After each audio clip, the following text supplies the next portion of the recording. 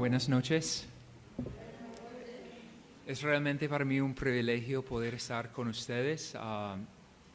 Es una gracia de nuestro Dios inmerecido y qué privilegio, de verdad. Muchas gracias. Quiero que me acompañen en esta noche en la primera epístola a Timoteo, capítulo 1. Y vamos a estar hablando acerca del Evangelio, el fundamento de la iglesia. El Evangelio, el fundamento de la iglesia. La primera epístola a Timoteo, capítulo 1, versículo 15. Y dice así: palabra fiel y digna de ser aceptado por todos. Cristo Jesús vino al mundo para salvar a los pecadores, entre los cuales yo soy el primero. Esa es la palabra de nuestro Dios. Oremos a Él en esta noche.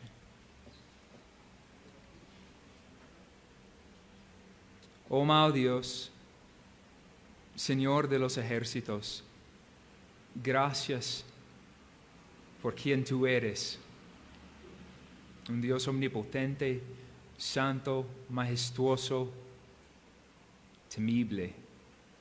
Y ahora, ayúdenos. Te necesitamos tanto para realmente poder escudriñar las riquezas, las profundidades de tu palabra.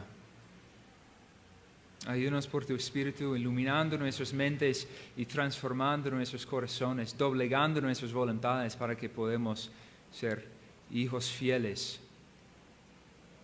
Y abre los ojos de los ciegos y regenera a aquellos que todavía están muertos en sus delitos y pecados.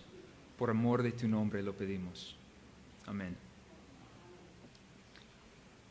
En esta noche vamos a hablar acerca de qué es el Evangelio. ¿Qué es el Evangelio y por qué es el fundamento de la iglesia? De pronto algunos de ustedes están convencidos de que el Evangelio ya es el fundamento de la iglesia. Es algo de pronto intelectual, algo racional, algo que ya creen, o de pronto es algo nuevo. No entiendo. ¿Cómo así que el Evangelio es el fundamento de la iglesia? O de pronto sí lo afirmas, pero no entiendes cómo se aplica en la iglesia. Que realmente el Evangelio es el fundamento de ella. No simplemente un dicho, sino que tiene implicaciones prácticas. Y no solamente a nivel de la iglesia como cuerpo de Cristo, lo que hemos visto, pero también al nivel individual de cada miembro. ¿Qué es el Evangelio? ¿Qué piensan ustedes que es el Evangelio? Me imagino que pueden pensar varias cosas, pero realmente, ¿qué piensan que es el Evangelio?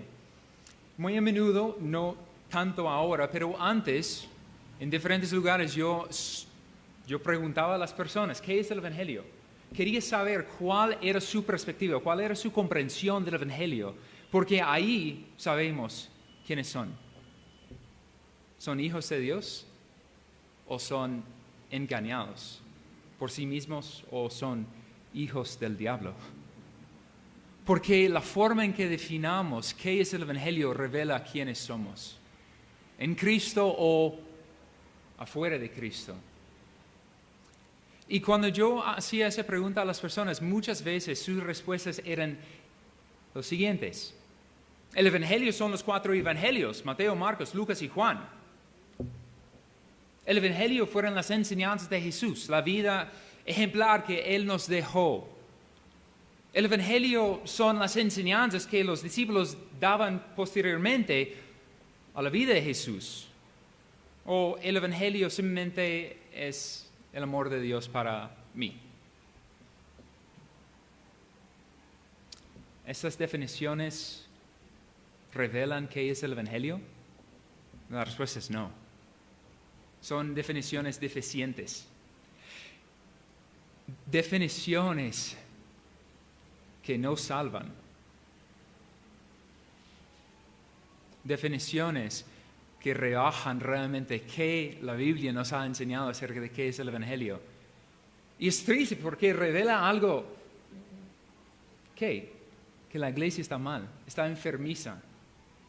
Y yo no recibí esas respuestas meramente de algunas personas, sino de varias. Casi podríamos decir multitudes, pero sería una exageración.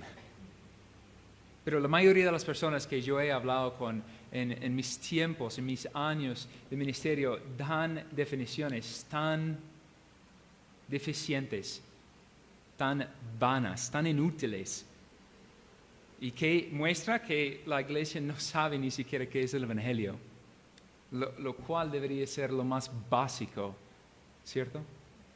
¿Qué es el Evangelio? La Biblia comunica el Evangelio sin confusión y pretende que es una noticia fácil de entender. Vaya, predica el Evangelio a toda criatura. Es el mandato.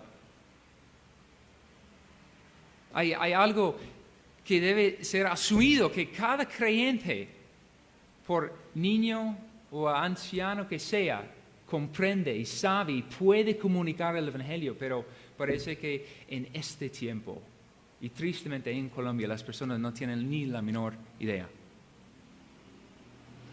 ¿Y sabes quién está riendo? Satanás.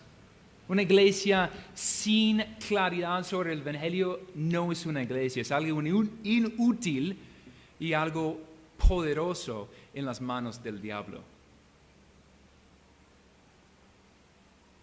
Entonces, ¿qué es el Evangelio? Pues el Evangelio es el único fundamento de la iglesia. Es la proclamación de la persona y de la obra redentora de Cristo Jesús para salvar a los pecadores. Apenas lo hemos leído en este versículo. Quiero llamar tu atención nuevamente ahí. Palabra fiel y digna de ser aceptada por todos. Cristo Jesús vino al mundo para salvar a los pecadores, entre los cuales yo soy el primero. La muerte, la resurrección de nuestro amado Señor Jesucristo. Cristo es el fundamento de la iglesia. La proclamación de su vida, de su persona, de su muerte, de su resurrección es el fundamento de la iglesia. Eso es lo que los apóstoles entendieron, creyeron y enseñaron. Ellos decían muchas veces, llamaron a Jesús la principal piedra del ángulo sobre la cual se edificaba la iglesia. Pedro en Hechos 4:11 decía, este Jesús es la piedra desechada por vosotros los constructores, pero que ha venido a ser la piedra angular. Y Pablo también dice en 1 Corintios 3:11, pues nadie puede poner otro fundamento que el que ya está puesto, el cual es Jesucristo. Aquí radica el fundamento de nuestra esperanza, la persona y la obra de Cristo Jesús. Y no solamente para nuestras vidas, sino para la iglesia, para su edificación, para su salud espiritual. Y tenemos que reflexionar seriamente sobre las palabras de Pablo. No hay otro fundamento, no hay otro evangelio. Y cualquier persona que pretende predicar otro evangelio diferente al cual que Pablo y los apóstoles anunciaron a las iglesias, sean anatemas, sean malditos, sean condenados. Estos que pretenden cambiar, modificar, reemplazar, transversar el evangelio, sean malditos. No lo podemos hacer. No lo podemos soportar. ¿Qué otro fundamento podríamos poner para edificar a la iglesia? ¿Qué otro fundamento realmente? Pero ¿saben que las personas intentan hacerlo todo el tiempo? Intentan remover a Cristo de su puesto, de su posición necesaria y única, para poner hombres para poner ideas, para poner filosofías, para poner Cristo más obras, Cristo más cualquier cosa, es una perversión del Evangelio. Y eso fue la batalla, eso fue la pelea de la Reforma Protestante. ¿Cómo es la salvación? ¿Qué es el Evangelio? ¿Es gracia más obras o gracia y sola gracia? Cristo y solo Cristo. Cristo más nada. Eso debe ser el fundamento de la iglesia que penetra cada aspecto de ella. Cada parte, cada miembro, cada ministerio, cada reunión,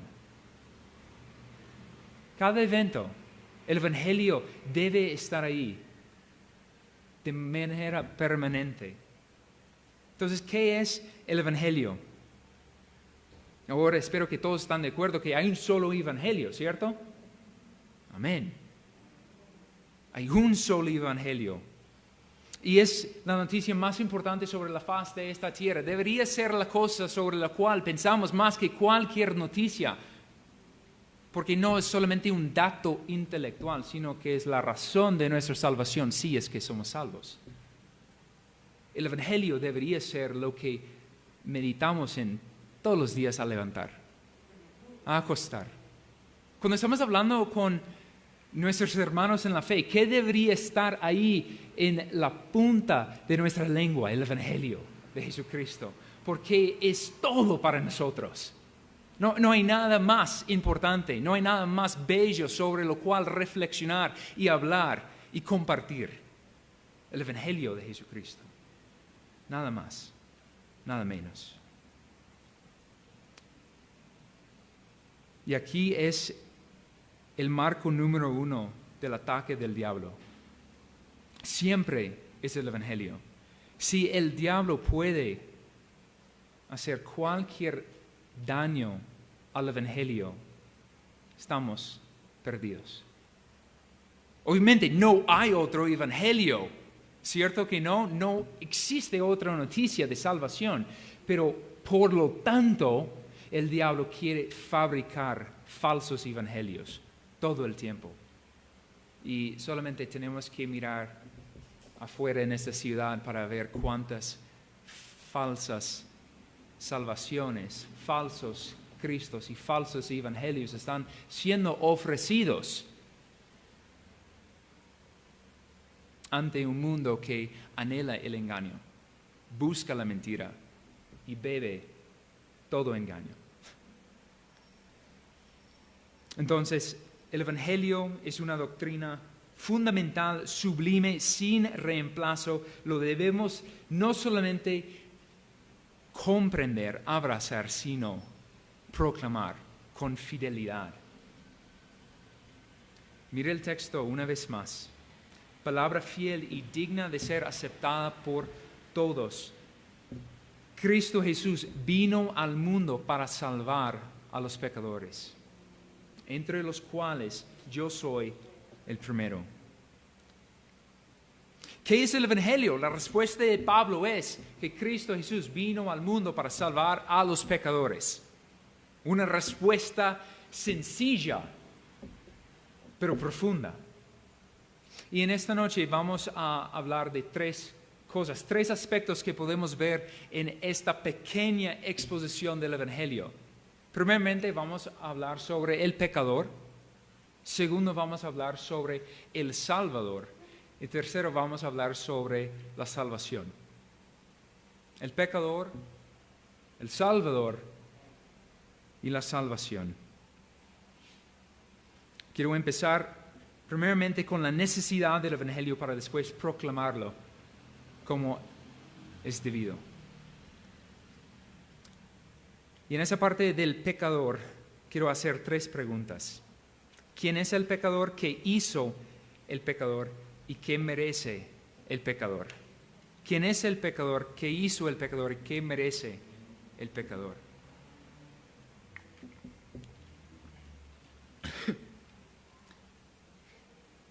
Primeramente, entonces,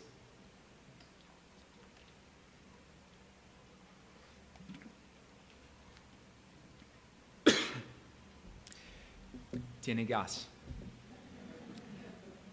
¿Quién es el pecador? ¿Quién es el pecador? Aquí es importante notar que el Evangelio tiene que ver con una confrontación de la cosmovisión de los hombres. Es una confrontación. No hay otra forma de expresarlo ni de entenderlo. Cuando proclamamos el Evangelio, estamos yendo a rebeldes para decirles que están en rebelión. Y si conocemos la naturaleza pecaminosa, no les gusta jamás escuchar que son rebeldes. El Evangelio es una buena noticia solamente cuando es entendido y es expuesto la mala noticia. Que hay juicio que viene. Que hay un día donde Dios va a juzgar a los hombres, revelar los secretos de sus corazones y los van a condenar por una eternidad si no se hallan justificados, si no se hallan con una justicia perfecta. De una vez hay una confrontación. Por eso Jesús explicó, los que están sanos no tienen necesidad de médicos, sino los que están enfermos.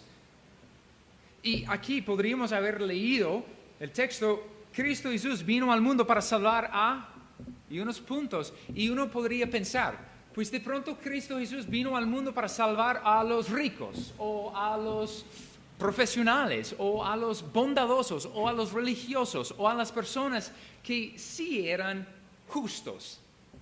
Pero no dice eso, ¿cierto que no? Dice que Cristo Jesús vino al mundo para salvar ¿a quiénes? A los pecadores. Ninguna otra clase de personas vino a salvar. Por lo tanto, únicamente quienes se reconocen ser pecadores,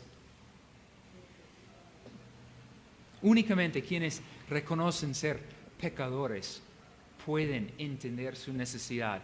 No he venido para llamar a sanos, sino enfermos. Los que reconozcan que están mal. Pero ¿cómo van a reconocer si tienen ceguera espiritual?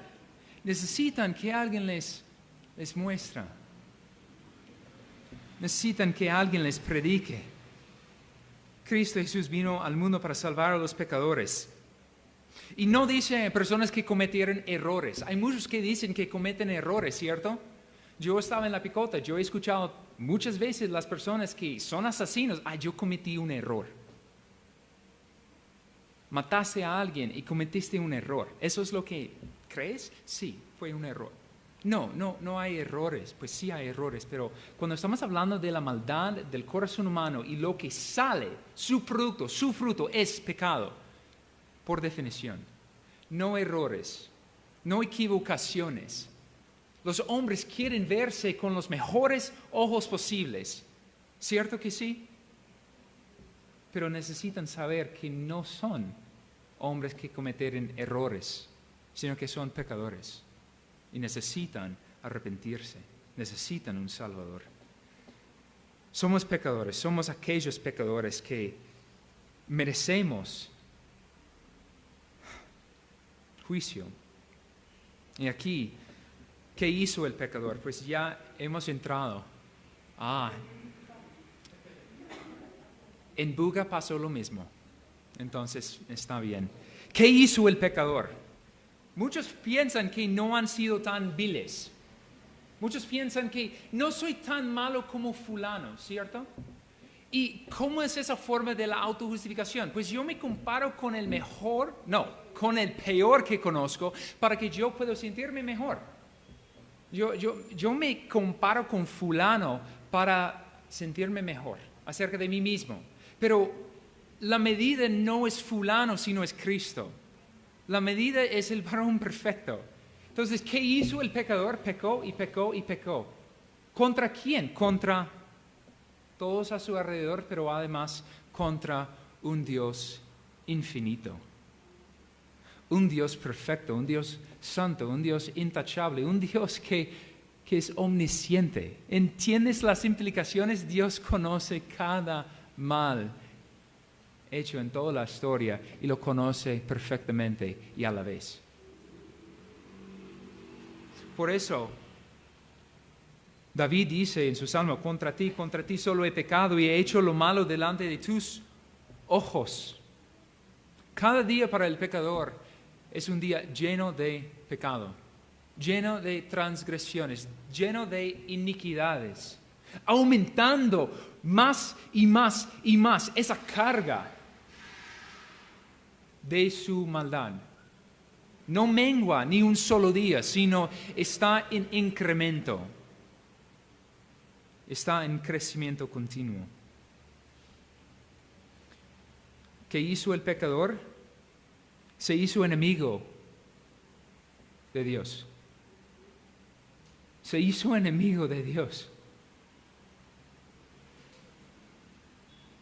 Y aquí hay en este salón enemigos de Dios. Hay quienes no son sus hijos. Quienes no han creído. ¿Qué han hecho ustedes? Cada día adorar más y más y más ese Dios santo que conoce perfectamente las perversiones que hacen y que piensan y que planean aún hacer esta noche, el día de mañana. Un Dios bondadoso que ha sido despreciado y no tienes excusa. ¿Y qué merece el pecador? El pecador merece un castigo, obviamente, digno de lo que ha hecho en su vida. Y si lo pensamos de una forma muy fácil, una infracción, una transgresión finita contra un ser finito merece un castigo finito. Pero una transgresión contra un ser infinito, ¿qué merece? Un castigo infinito, eterno, sin pausa, sin descanso. Cada día, cada minuto, cada segundo, cada instante de su existencia va a estar sufriendo eternamente.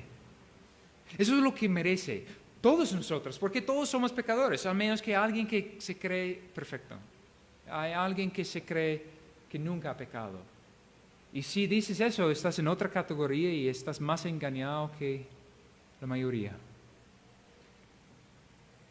¿Entiendes? Usted que no ha creído en el Evangelio, que cada día está sumando la ira de Dios para ti en el día de juicio, en la eternidad. Y eso es algo importante no solamente para el incrédulo saber, sino también para el creyente. Porque tiene una implicación grandísima. Porque ya cuando miramos a los perdidos, entendemos que su situación es no solamente grave, sino es gravísimo. Cada día que ellos existen, están aumentando el castigo que les espera.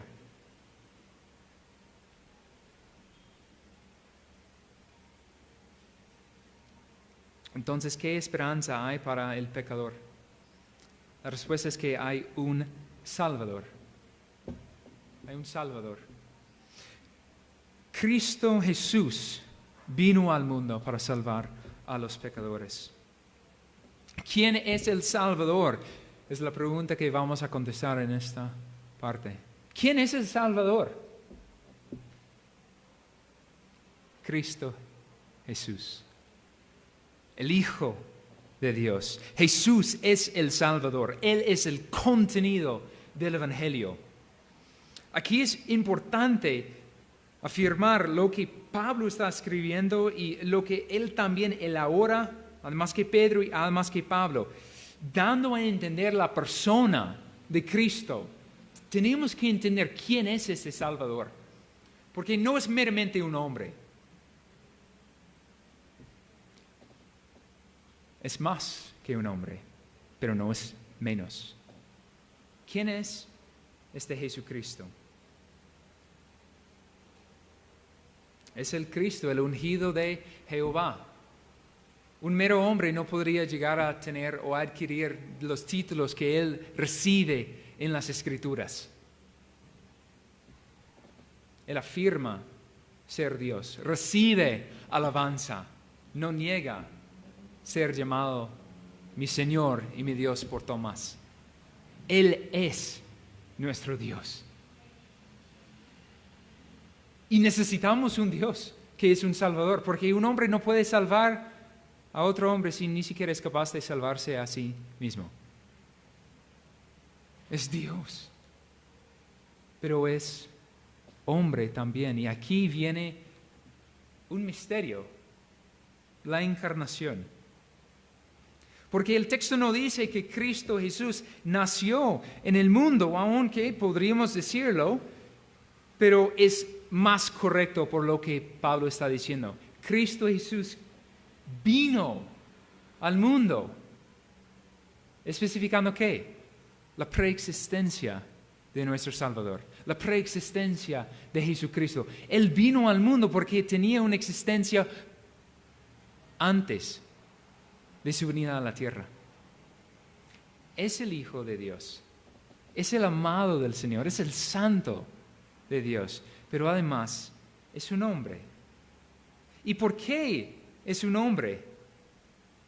Porque solamente un hombre puede morir, solamente un hombre puede sufrir, solamente un hombre puede llegar a ser un mediador entre Dios y los hombres. Tenía que ser hecho como nosotros para ser compasivo, para ser en una forma simpático a nuestras debilidades.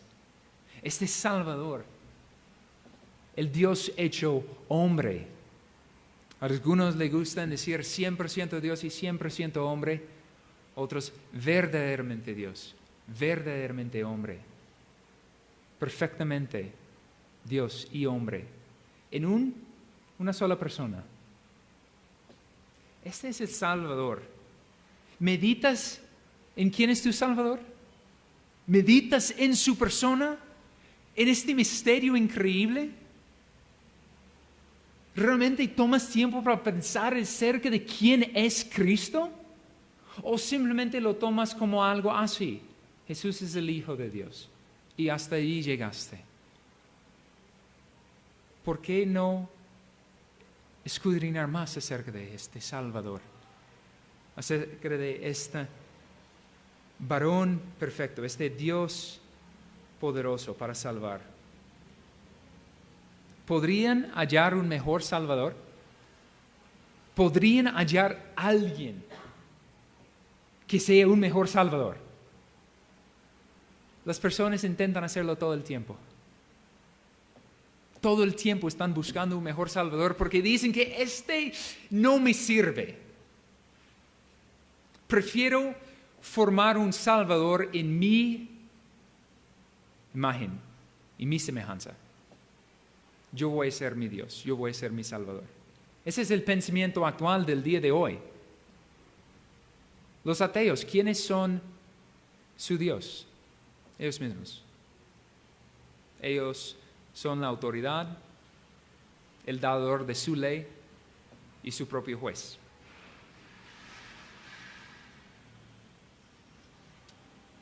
Por lo tanto, solo hay un Salvador, y es un Salvador por excelencia. ¿Saben por qué? Porque Dios mismo ha predeterminado desde antes de la fundación del mundo que Él fuese este Cordero inmolado que quita el pecado del mundo. No hay un mejor Salvador porque es el Salvador que Dios mismo ha establecido. El Padre tomó a su Hijo. Tú vas a ser el Salvador. Tú vas a salvar a estos hombres y me vas a redimir un pueblo. Solo Cristo.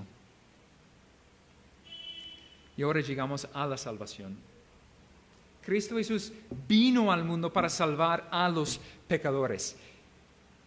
¿Cómo fue la salvación que logró el Salvador? ¿O cómo logró el Salvador la salvación? ¿Cómo logró el Salvador la salvación?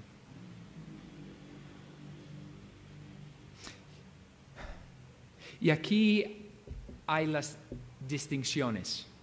Aquí mismo muchos estarían de acuerdo, sí, el hombre está mal, está enfermo, sí, Jesucristo es el Salvador, pero en este punto, En esta parte, aquí es donde empieza a dividir las iglesias verdaderas y las iglesias falsas para definir qué tipo de salvación vino Jesús a traernos.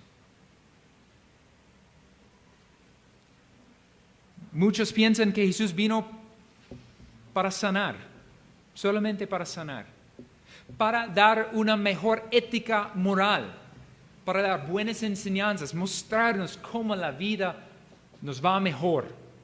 Un buen rabino. Algunos piensan que Él intentó liberar a los cautivos, no espirituales, sino literales, físicos, los que estaban siendo oprimidos, las viudas, los huérfanos, y traerles una liberación de la esclavitud de sus gobiernos. No. Falso. La salvación que Cristo vino a traernos es una salvación de pecado, de la muerte espiritual. Y además, y más importante, de la justicia de Dios. Salvarnos de la justicia de Dios.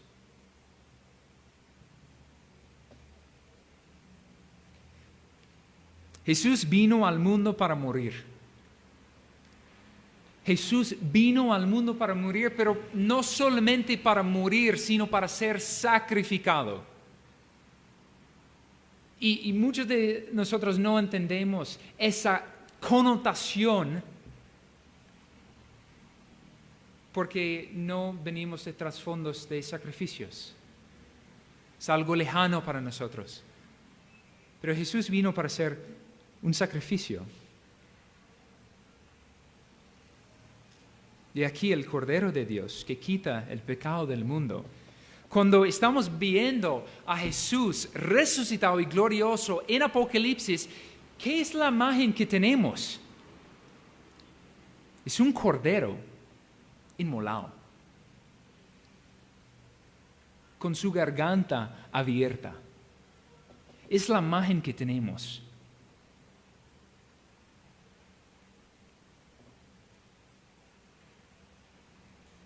Jesús vino para salvarnos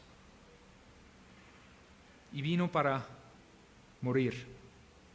Y para cumplir con ese propósito, Jesús tenía que cumplir perfectamente con la ley de Dios.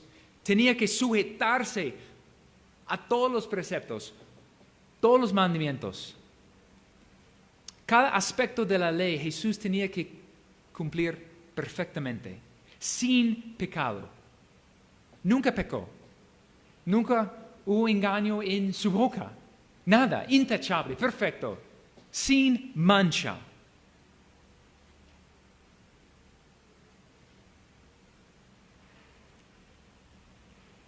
Él hizo eso porque tenía que ser el sacrificio perfecto.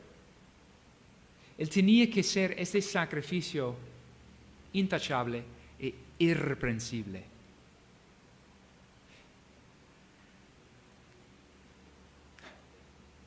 Y cuando Jesús hizo eso, ya cuando el tiempo estaba llegando para por fin ser ese sacrificio, se ofreció voluntariamente, sin decir una palabra, como un cordero llevado al matadero. El cordero perfecto, intachable. Jesús vino para morir, vino para sufrir el castigo de los pecadores, vino para ser aplastado por el Padre. Y cuando pensamos nosotros en esa cena en Getsemaní, no eran los látigos, no era la tortura que agobiaba el corazón de nuestro Salvador. Cuando Él estaba orando, Padre, si es posible, pase de mí esa copa, pero no lo que yo quiero, sino lo que tú quieres. ¿Sabes por qué lo estaba orando? Porque iba a no solo saborear la ira de Dios, sino iba a beber todo el cáliz de la ira de Dios. toda la copa que Dios ha estado guardando por los pecadores, Jesús lo iba a tomar. Entonces no entendemos, ni siquiera podemos comprender, porque lo que estaba ocurriendo en la cruz es algo sin comprensión. El Hijo de Dios, el ser más perfecto, más inocente, fue tratado como el peor pecador de la historia. Porque no solo pagó por los pecados de un solo hombre, pagó por los pecados de una multitud innumerable. Y Dios desató su ira sobre su Hijo y lo aplastó y lo quebrantó, matándole al Salvador, al Cordero inocente. Y al morir Jesús, la ira de Dios fue apaciguada. La justicia de Dios fue satisfecha. Pero Jesús no quedó solamente ahí en la tumba, no. Él resucitó. Y ahí muchos suelen hablar acerca de la diferencia, porque los católicos suelen mirar ¿qué? Un Cristo colgando, no un Cristo resucitado, victorioso, que ya está sentado sobre su trono y esperando para regresar a llevar a su pueblo. La resurrección de Cristo de entre los muertos es esta estampilla, este sello de Dios diciendo: he aceptado el sacrificio de mi Hijo, estoy complacido. La salvación está ofrecido a todo aquel que cree. No hay más pago, no hay más deuda que resolver. El sacrificio de Cristo, su salvación es una salvación perfecta, intachable. No hay forma de mejorarla. Y eso, a la hora que estamos analizando eso y hablando de eso, sí es solamente información intelectual. Ustedes, ¿por qué no están quebrantados? Eso es tu salvación. Es la forma en que Dios nos ha salvado, sí somos sus hijos. Trayéndoles de vuelta al pasado de sus vidas antiguas, cuando andaban errantes sin Dios en el mundo, ciegos y muertos. ¿Dónde? ¿De dónde Dios los ha salvado? Si es que los ha salvado. Y para ustedes que no han creído todavía, ¿cómo no van a acudir a esta salvación tan grande? Todo está provisto, todo está perfectamente hecho. Y la invitación es: cree en el Señor Jesucristo. Cree en esa obra, arrepiéntese de sus pecados. ¿Qué están esperando? Hoy es el día, no mañana, porque mañana puede ser demasiado tarde. El corazón es muy engañoso. Si tú dices: hoy voy a esperar hasta mañana, ya perdiste. El corazón humano le fascina ser engañado. ¿Por qué no van a acudir a esta salvación? O sea, no hay mejor opción. No hay mejor salvador. Él es. Si quieres, puedes buscar salvadores chiviados que no van a servir de nada sino para condenarte más y traerte más esclavitud y más perdición. ¿Por qué están jugando con Cristo? Como Él fuese algo que puedes poner algunos días y quitar otros. Eso no es el evangelio verdadero, que es el fundamento de la iglesia. Es un evangelio de tu propia creación. Es un evangelio falso y te va a llevar a la condenación.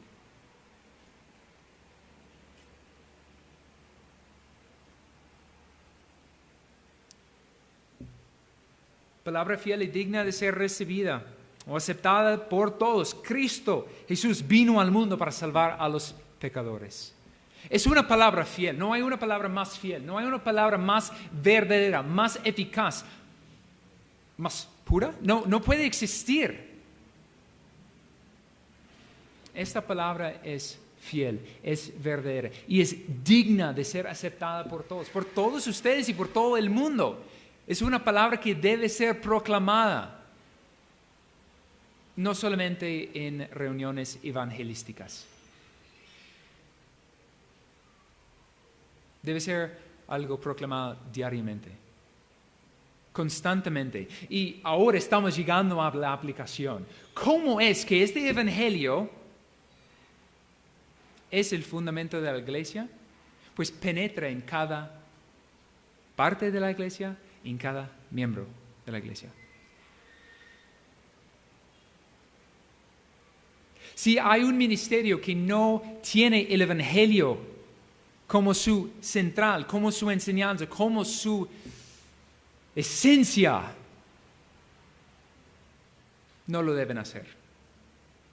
Y yo lo experimenté. Había un ministerio que tenía buenas intenciones, algo humanitario, cierto, vamos a ayudar a los que están sufriendo, pero nunca fue proclamado el evangelio.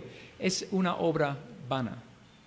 Si no viene acompañada, empoderada por el evangelio, que es la única cosa que puede transformar las vidas. El evangelio tiene que respaldar, tiene que penetrar en todo lo que hacemos, como iglesia y como miembros de esa iglesia. ¿Cuándo fue la última vez que proclamaste el evangelio verdaderamente a una sola persona? ¿Cuándo fue? ¿Fue hoy? ¿Ayer? ¿Antes de la pandemia? No es el fundamento de tu vida, no es algo que penetra y tiene que salir porque es lo que brota. Es como, por decirlo así, tu sangre. Tú tienes que palpitar el evangelio, tienes que decir a las personas que hay buenas noticias, que no hay solamente vanidad y vanidad. Hay salvación, hay un Salvador, hay buenas noticias. Espero que eso sea una realidad por todos ustedes, que los que predican y enseñan apuntan a las personas a Cristo, no asumiendo que todos sentados aquí son creyentes. Eso no es cierto. Padres de familias, dejan de pensar en la regeneración presunciosa de tus hijos, pensando que, dado que son mis hijos, ya nacieron regenerados. ¿Qué es eso? ¿Están predicando, están proclamando el evangelio a tus hijos todos los días o no? ¿Por qué están desperdiciando las oportunidades? Profesionales, ¿por qué están en tus trabajos? ¿Dios te ha puesto ahí para qué? ¿Para comodidad o para alcanzar a los perdidos? Estudiantes, dejan de desperdiciar tu educación. Parece que literalmente no les importa que sus hijos van a ir al infierno. ¿Es justo? Porque no les están advirtiendo, no les están diciendo, vas a la perdición. ¿No tienes amor para tus familiares que van rumbo al lugar que tú sabes? ¿Y eso no te hace más responsable? ¿Más responsable ante quién? Ante Dios y ante ellos. Me parece que la iglesia ha perdido el amor por los perdidos, porque realmente nos sentimos cómodos proclamando la sana doctrina entre cuatro paredes y no proclamando el evangelio, no solamente adentro, sino afuera.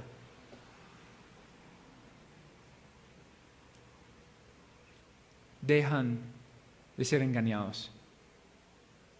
Dejan de ser engañados. ¿Cómo es la forma que Dios trae salvación a los perdidos? Mediante la locura de la predicación del evangelio. ¿Solamente por el pastor? No. ¿Solamente del púlpito? No. ¿Es una herramienta poderosa? Claro que sí.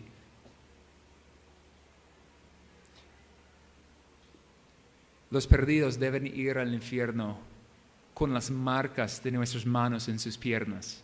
por nuestro intento de jalarlos a la salvación. La salvación es del Señor. Amén. Pero Él ha escogido la locura de la predicación para salvarlos.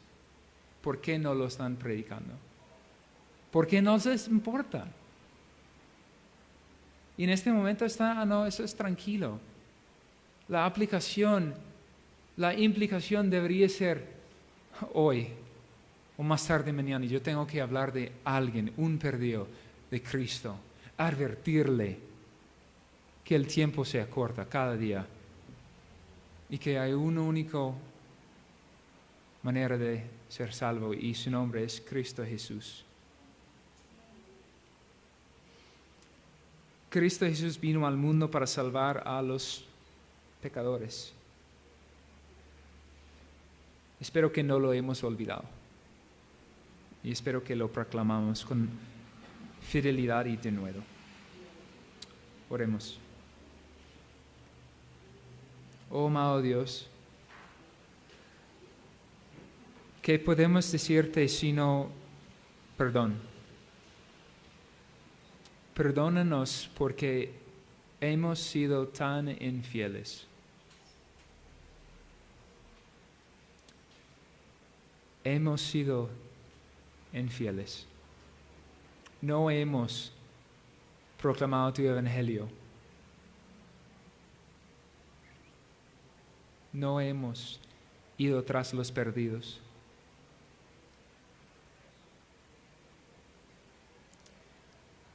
Oh Señor, Espíritu Santo, redargúyenos en este momento a tener la convicción poderosa de predicar el evangelio, de advertir a los hombres de este juicio que viene. ¿Cuántos padres y hermanos, esposos e hijos, amigos y conocidos, si hoy mueren van al infierno? Ayúdanos a recordar y a entender que tu evangelio es lo único que puede traer salvación.